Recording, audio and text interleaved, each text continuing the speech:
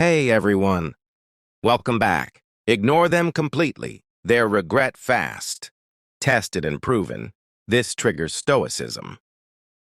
What if I told you that the moment you stop caring what others think about you, they suddenly start caring about what you think about them?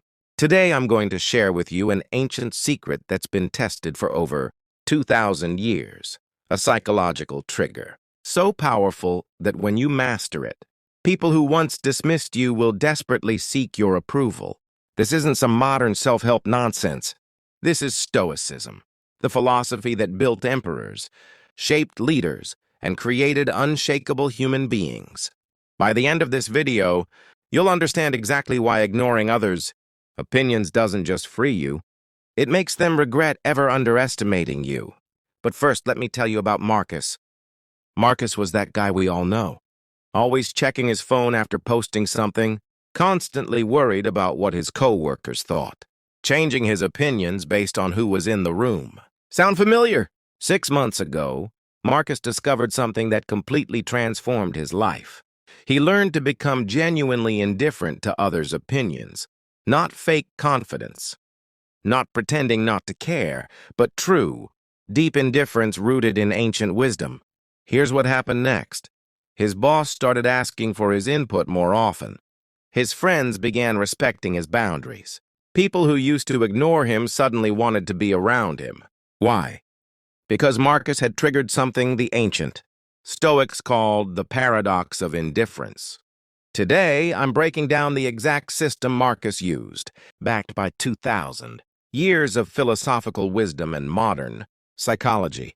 This isn't theory, this is a tested, proven method that works. But before we dive in, make sure to subscribe and hit that notification bell because we're about to go deep into some life-changing content that YouTube's algorithm doesn't always show you. Section 1. The Stoic Foundation. The Ancient Roots. Let's start with the basics. Stoicism wasn't created by modern influencers or life coaches. It was forged in ancient Rome and Greece by people who faced real challenges. Exile, war, betrayal, loss of power. Marcus Aurelius, the most powerful man in the world, wrote in his personal journal how much trouble he avoids who does not look to see what his neighbor says or does. Think about that. The Roman emperor, someone who literally controlled the fate of millions, understood that caring about others' opinions was a waste of mental energy. Epictetus, who went from slave to one of history's greatest teachers, taught, remember that it is not enough to be hit or insulted to be harmed. You must believe that you are being harmed. If someone succeeds in provoking you, realize that your mind is complicit in the provocation. Here's the crucial insight. When you're genuinely indifferent to others' opinions, you're not being cold or antisocial. You're being strategically powerful. The psychology behind it. Now let's talk about why this works from a psychological perspective. Humans are wired to seek approval from those who seem indifferent to giving it. It's called the scarcity principle. We value what's rare. When you stop seeking validation, you become rare. When you stop caring about others' opinions, your opinion becomes valuable. Think about the people you respect most. Are they constantly seeking your approval? Or do they have their own internal compass that guides them? Regardless of external judgment? I used to refresh my social media obsessively, checking likes and comments. The moment I genuinely stopped caring about those metrics, my content started performing better. Why? Because I was creating from authenticity, not from a desperate need for validation. This is what the Stoics understood. External validation is not just unreliable, it's counterproductive. The modern misunderstanding. But here's where most people get this wrong. They think Stoic indifference means being rude, cold, or antisocial. That's not indifference. That's just bad behavior with a philosophical label. True Stoic indifference means you're kind because it aligns with your values, not because you want people to like you. You're honest because integrity matters to you, not because you're trying to impress anyone. You pursue excellence because it fulfills you, not because you need external recognition. If this is making sense so far, give this video a like. It helps me know you're getting value. and it helps YouTube show this content to others who need to hear it. Now let's get into the practical application. Section 2. The 4 Pillars of Stoic Indifference. Pillar 1. Internal Scorecard. The first pillar is developing what Warren Buffett calls an internal scorecard. But the Stoics were teaching this 2,000 years before Buffett was born. Marcus Aurelius wrote, "How much more grievous are the consequences of anger than the causes of it?" Here's what this means practically. Exercise 1, the values audit. Take out a piece of paper right now. Write down your top 5 values. Not what you think you should value. Not what others expect you to value. What you actually value. For example, honesty, growth, compassion, excellence, freedom. Now, for the next week, make every decision based solely on these values. Ignore what others might think. Ignore social pressure. Ask yourself, does this align with my values? When I started doing this, I realized I was saying yes to things I didn't want to do just to avoid disappointing people. I was compromising my value of authenticity for the approval of people whose opinions I didn't even respect. The moment I started saying no based on my internal scorecard, something amazing happened. People started respecting my boundaries. They stopped asking me to do things that weren't aligned with my values because they knew I wouldn't say yes unless I meant it. The paradox: when you stop trying to please everyone, the right people become more pleased with you. Pillar 2, the discipline of perception. The second pillar is what Stoics call the discipline of perception. Controlling how you interpret others, actions, and words. Epictetus taught, it's not what happens to you, but how you react to it that matters. Most people interpret neutral actions as personal attacks. Someone doesn't text back immediately, they must be mad. Someone disagrees with your idea, they don't respect you. Someone succeeds where you failed, they're showing off. The Stoic reframe exercise. Next time someone's behavior bothers you, ask yourself these 3 questions. What facts do I actually know? Not assumptions, just facts. What's the most charitable interpretation of their behavior? How would this situation look if I were completely indifferent to their opinion of me? Last month, a colleague interrupted me during a presentation. My initial reaction was frustration. He doesn't respect my ideas. But when I applied the Stoic reframe, facts, he interrupted me once during a 30-minute presentation. Charitable interpretation. He was excited about the topic and had a relevant point. If I were indifferent, this interruption says nothing about me or my value. The result? Instead of carrying resentment, I thanked him for his input and continued with confidence. Later, he approached me to apologize and complimented the presentation. Key insight: when you stop taking things personally, people stop making things personal. Pillar 3, emotional sovereignty. The third pillar is emotional sovereignty, the understanding that no one can make you feel anything without your permission. This is perhaps the most powerful concept in all of Stoicism. As Epictetus said, no one can hurt you without your permission. The emotional ownership exercise. For the next week, every time you feel a negative emotion triggered by someone else, say this phrase, I am choosing to feel this way. Not they made me angry, but I am choosing anger. Not they hurt my feelings, but I am choosing to feel hurt. This isn't about suppressing emotions, it's about owning them. Let's practice right now. Think of someone whose opinion used to bother you. Maybe they criticized your appearance, your choices, your work. Now say, I choose to be bothered by this person's opinion. How does that feel different than this person's opinion bothers me? When you own your emotional responses, you can change them. When you blame others for your emotions, you're powerless. Advanced technique, the premeditation of evils. Every morning, spend 5 minutes imagining someone criticizing you, rejecting you, or dismissing you. Then practice your response, emotional neutrality. This isn't pessimism, it's preparation. When criticism comes, and it will, you're ready. Pillar 4, outcome independence. The fourth pillar is outcome independence. Focusing on your effort and process rather than results you can't control. Marcus Aurelius wrote, you have power over your mind, not outside events. Realize this and you will find strength. Most people are attached to outcomes they can't control.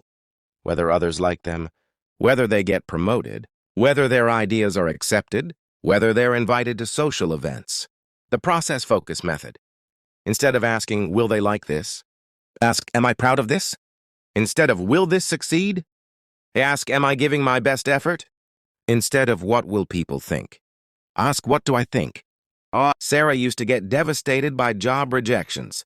She'd replay conversations, wondering what she did wrong, seeking feedback to improve. After learning Stoic principles, she shifted her focus. Before interviews, I will be authentic and present my best self. During interviews, I will listen carefully and respond honestly. After interviews, I gave my best effort with the information I had. The result? She became more confident, more authentic, and ironically, more successful in interviews. Why? Because desperation repels, but confidence attracts. Key point. When you stop needing specific outcomes, you often get better outcomes. Section 3. The practical implementation. Week 1. The foundation. Now let's get practical. I'm going to give you a 4-week implementation plan that you can start today. Week 1. Awareness and assessment. Day 1-2. Complete the values audit I mentioned earlier. Day 3-4. Start the emotional ownership practice. Day 5-7. Begin daily journaling with these 3 questions. When did I seek validation today? When did someone's opinion affect my mood? What decisions did I make based on others' expectations rather than my values? The social media test. This week, post something authentic without checking for likes or comments. For 24 hours. Notice the urge to check. This urge is your attachment to others' opinions made visible. I challenge you to go 24 hours without checking any social media metrics. Comments, likes, views, nothing. Set a timer if you need to. This single exercise will reveal how dependent you are on external validation. Week 2. Building boundaries. Week 2. Boundary implementation. This week is about practicing the word no and meaning it. The no practice. Say no to one request that doesn't align with your values. Don't over-explain your no. Don't apologize for having boundaries. Notice people's reactions and practice indifference. Advanced exercise, the opinion fast. For 1 full day, don't share your opinions on anything controversial. Not because you're afraid, but because you're practicing not needing others to validate your thoughts. The criticism reception protocol. When someone criticizes you this week, 1. Say, thank you for your feedback. 2. Ask yourself, is there truth I can learn from? 3. Discard the rest without emotional reaction. 4. Don't defend, explain, or counterattack. This will feel uncomfortable at first. That discomfort is your ego dying, and that's exactly what we want. Week 3, Advanced Indifference. Week 3, the Indifference Challenge. This week, we're going deeper. Exercise 1, the praise test. When someone compliments you, practice the same neutrality you would with criticism. Say thank you, but don't let it inflate your ego any more than you'd let criticism deflate it. Exercise 2, the gossip immunity. When people gossip to you about others, practice this response. I don't know enough about their situation to have an opinion. Then change the subject. Exercise 3, the social rejection practice. Intentionally put yourself in a situation where you might be rejected or judged. Ask for a discount, share an unpopular opinion, or wear something slightly unconventional. Practice not caring about the outcome. Some of you might think this sounds manipulative or fake. It's not. You're not pretending not to care. You're training yourself to genuinely not care about things that don't serve you. Week 4, Integration and Mastery. Week 4, Living the Philosophy. By now you should notice some changes. Less anxiety about social situations, more authentic decision-making, increased respect from others, greater internal peace. The final test, the public opinion challenge. Share something you believe in that you know will be unpopular with some people, a political opinion, a lifestyle choice, a career decision. Share it authentically, then practice complete indifference to the responses. Daily mantras for maintenance. Other people's opinions are none of my business. I am complete without external validation. My worth is not determined by others' judgments. I choose my emotional responses. The long-term practice? Every evening, ask yourself, how many decisions did I make today based on my values versus others' expectations? The goal is to increase the ratio week by week, month by month, until living by your internal compass becomes automatic. Section 4. Why people start regretting. The psychological shift. Now let's talk about why people who used to dismiss, you suddenly start seeking your approval when you become genuinely indifferent. The scarcity principle in action. When you were constantly seeking validation, your attention and approval were cheap. Everyone could get it easily. But when you become selective with your attention, when your approval becomes rare, it becomes valuable. The confidence paradox. People are drawn to confidence but repelled by neediness. When you stop needing their approval, you radiate confidence. When you radiate confidence, people want to be around you. Think about the most charismatic people you know. Do they constantly seek your approval? Or do they seem comfortable in their own skin regardless of what others think? The respect dynamic. People don't respect what they can easily manipulate. When your mood, decisions, and self-worth were dependent on others' opinions, you were manipulable. When you become emotionally independent, you become respectable. The mirror effect. When you're indifferent to others' opinions, you hold up a mirror to their own insecurities. They see their own need for validation reflected back, and they either respect your strength or feel threatened by it. The regret cycle. Here's the typical cycle of regret that people experience when dealing with someone who's mastered Stoic indifference. Stage 1, confusion. Why don't they care what I think anymore? Stage 2, testing. They'll try harder to get your attention, to provoke a reaction, to restore the old dynamic where they had power over your emotions. Stage 3, respect. When their tests fail, when you remain unmoved, they start to respect your emotional strength.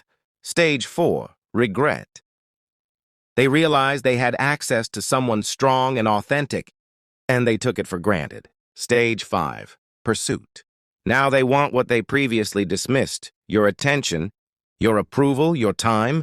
Don't practice indifference to manipulate others or make them regret their behavior. Practice it for your own freedom and peace. The regret others feel is a natural byproduct, not the goal. Case study, the workplace dynamic. Jennifer used to constantly seek her manager's approval. She'd check in multiple times per day, asking for feedback, worried about every small decision. When she implemented Stoic indifference, she stopped over-communicating. She made decisions confidently within her authority. She stopped taking her manager's moods personally. Result? Her manager started asking for her input more often, gave her more autonomy, and eventually recommended her for promotion. Why? Because confidence is attractive and neediness is exhausting. Section 5. Mastery and maintenance. Living the philosophy long-term. Mastering Stoic indifference isn't a one-time achievement. It's a daily practice. The 3 daily checkpoints. Morning intention. Today I will act according to my values regardless of others' reactions. Midday review. How am I doing with emotional sovereignty? What triggered me and how did I respond? Evening reflection. What did I learn about myself today? How can I be more aligned tomorrow? Advanced practices for masters. The SAGE test. Imagine how a perfectly wise person would handle your current challenges. This isn't about perfection, it's about aspiration. The deathbed perspective. Will this opinion matter on your deathbed? This question cuts through so much trivial concern. The universal view, Marcus Aurelius, often reflected on the vastness of time and space to put daily concerns in perspective. Maintaining progress. Read Stoic texts regularly. I recommend 10 minutes daily. Find a community of like-minded people. Practice gratitude for your emotional freedom. Remember that setbacks are normal and part of the process. The transformation promise. If you implement everything in this video consistently for 90 days, here's what you can expect. Internal changes. Dramatically reduced anxiety in social situations. Greater clarity in decision-making. Increased self-respect and self-trust. Peace of mind that doesn't depend on external circumstances. External changes. People will treat you with more respect. Your opinions will carry more weight. Others will seek your guidance more often.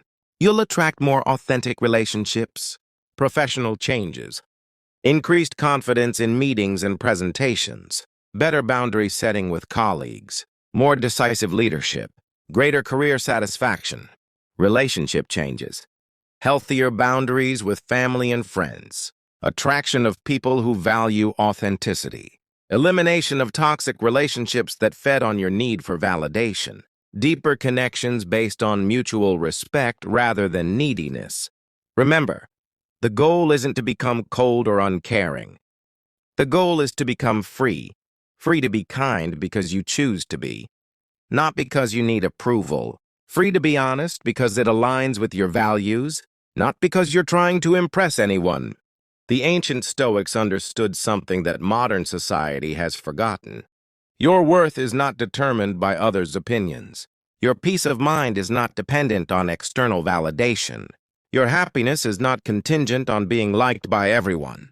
When you truly internalize this, not just intellectually but emotionally, you become unstoppable. Marcus Aurelius, Epictetus, and Seneca aren't remembered because everyone liked them. They're remembered because they lived according to their principles, regardless of others' opinions. You have the same choice every day. Live for others' approval or live for your own integrity. Choose wisely. Your next steps. 1. Subscribe to this channel for more Stoic wisdom. 2. Download the free practice guide I've created, link in description. 3. Start week 1 of the implementation plan today. 4. Share one insight from this video in the comments. 5. Watch the video I'm putting up next week about handling criticism like a Stoic master. Remember, every day you spend worrying about others' opinions is a day. You're not living your own life. The Stoics knew this 2,000 years ago. Now you know it too. What are you going to do with this knowledge? Thanks for watching, and remember, the obstacle is the way.